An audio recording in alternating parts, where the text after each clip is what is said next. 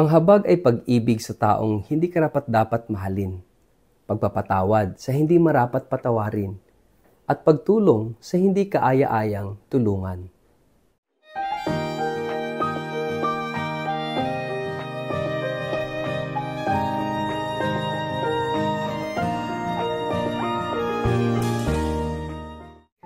Ang mabuting balita ng Panginoon ayon kay San Mateo.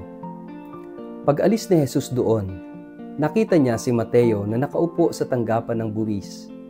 Sinabi ni Jesus sa kanya, "Sumunod ka sa akin."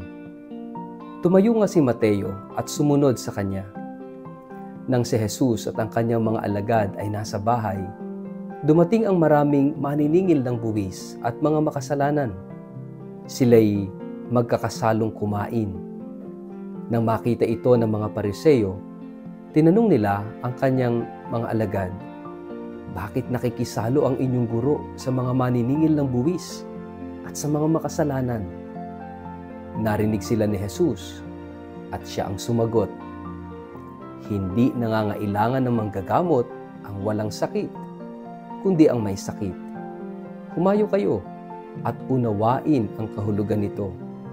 Habag ang nais ko at hindi handog, sapagkat naparito ako upang tawagin ang mga makasalanan, hindi ang mga matuwid."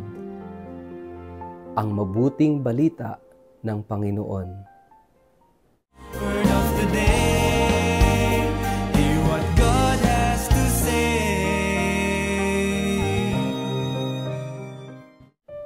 Mapagpalang araw po sa inyong lahat. Kumusta po kayo? Ang atin pong word of the day ay mercified. Bago po tayo magpalalim sa atin pong reflection sa araw na ito, kayo po ay muli kong inaanyayahan na huwag kakalimutan na mag-like, follow at subscribe sa atin pong Facebook page at YouTube channel na Word of the Day. Ganon din po, pakishare ang video ito sa inyong kapamilya, kamag-anak, kaibigan, mga kakilala sa social media para sama-sama tayo sa pagiging media evangelizers at online missionaries na nagpapalaganap ng salita ng Diyos sa mundo ng social media.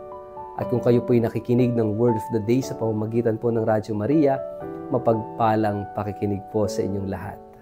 At salamat pa rin sa ating mga subscribers at supporters ng Word of the Day. Dahil po sa inyo ay naipagpapatuloy natin ang ating online mission, ang media evangelization. And shout out sa lahat ng bumubuo at miyembro ng Libtong Catholic Charismatic Community. At ganoon din po, mga kapatid, ngayong araw na ito ay ating pinagdiriwang ang kapiyastahan ni San Mateo. Sa mga alagad ni Jesus, si San Mateo ay isa siguro sa mga hindi kaaya-aya at kanais-nais na alagad. Siya'y isang tax collector. At pag sinabi nating tax collector, ang tingin ng mga tao sa kanya ay public sinner. No?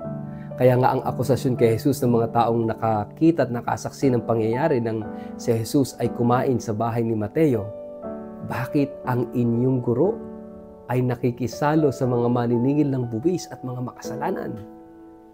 Para sa isang rabbi, para sa isang guro, hindi dapat nakikisalamuha sa mga makasalanan. Kaya ito'y ginamit ng Panginoon na pagkakataon para sabihan sa mga tao ko ano yung purpose, ano yung dahilan ng kanyang pagparito. At naparito si Jesus, sabi doon, para tawagin ang mga makasalanan, hindi ang mga banal o ang mga matuwid. Naparito siya hindi para sa mga malulusog at magagaling, kundi para sa mga may sakit. Makikita natin dito na dumating si Jesus na tila ba isang manggagamot. Siya'y dumating para bigyan ng lunas, ng kagalingan ang ating pagkamakasalanan, ang ating sugat. Mga kapatid, ang tawag dito ay habag, mercy. Ipinapakita ni Jesus ang mukha ng Diyos. And the face of God is mercy. At si San Mateo mismo ay naranasan niya, naramdaman niya kung paano at kung gaano siya kinahabagan ng Diyos. Alam niya sa sarili niya na hindi siya karapat-dapat. Alam niya na siya'y makasalanan. At kahit siya sa sarili niya, hindi siya makapaniwalang siya tatawagin ni Jesus para maging alagad niya. Siguro, merong struggle sa sarili niya na gusto niyang malaman ano ang nakita ni Jesus sa kanya, bakit siya tinawag, bakit siya piniling maging tagasunod niya. Mga kapatid, it is not about Matthew. It is about God. It is about Jesus. Ang kwentong ito ay hindi tungkol kay San Mateo, kundi kung paanong natagpuan ni Jesus si Mateo. Hindi kung paanong natagpuan ni Mateo si Jesus. It was Jesus who found and called Matthew. Natagpuan ni Jesus si Mateo sa isang sitwasyon na kahiya-hiya. Sa isang sitwasyon na kahabag-habag, kaawa-awang kalagayan, na ang tingin ng lahat ng tao sa paligid niya, siya ay public sinner. Kaya nga ang tingin din ni Mateo sa kanyang sarili ay napakababa, napakaliit, napakarumi, hindi karapat-dapat. Kaya nga mismo yung self-esteem ni Mateo ay sobrang baba na rin. Yung tingin niya sa sarili niya ay sobrang baba na rin. Mga kapatid, kung ating titingnan yung ating sarili, paano ka natagpuan ng Diyos? Paano ka natagpuan ni Jesus? Anong sitwasyon, anong kalagayan? Mula doon, tinatawag ka ni Jesus. And that is what we call mercy. Habag.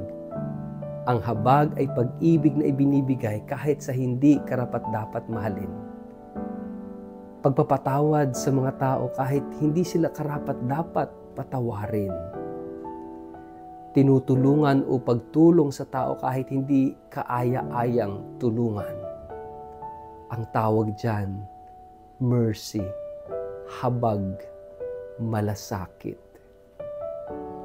Mga kapatid, tulad ng sinabi ko, ang kwentong ito ay hindi tungkol kay San Mateo. Ito'y tungkol kay Jesus, ang habag ng Diyos. Lahat tayo kinahabagan, mercified by God.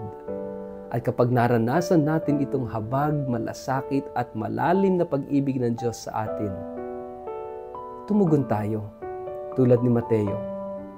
Nang siya tawagin ni Jesus sa kabila ng pagiging hindi karapat-dapat, iniwan niya ang lahat at siya'y sumunod kay Jesus. Sana tayo rin kapag tinawag ni Jesus, huwag nang magdalawang isip, bakit ako? Huwag nang magtanong, bakit ako? Huwag mag-focus sa sarili. Focus on Jesus. Dahil ang pagtawag niya ay tungkol sa Kanya, hindi tungkol sa atin. Sa ngalan ng Ama at ng Anak at ng Espiritu Santo. Amen. Ama naming Diyos, salamat sa pagmamahal, salamat sa habag. Bagamat kami hindi karapat-dapat, kami iyong minamahal, kami iyong tinatawag. Nawa, tulad ni San Mateo, makasunod kami sa iyo. Amen. Pagpalain po kayo at ingatan ng makapangyarihang Diyos, Ama at Anak at Espiritu Santo. Amen.